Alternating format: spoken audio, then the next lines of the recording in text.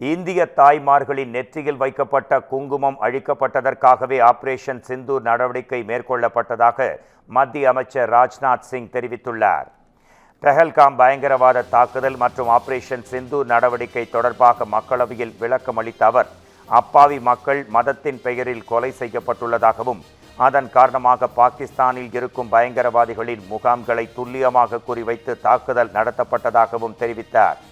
பாகிஸ்தான் குடிமக்கள் பாதிக்கப்படக்கூடாது என்பதில் கவனமாக இருந்ததாகவும் இந்த தாக்குதல் மூலம் குறைந்தபட்சம் 100 பயங்கரவாதிகள் கொல்லப்பட்டதாகவும் அவர் மேலும் கூறினார்.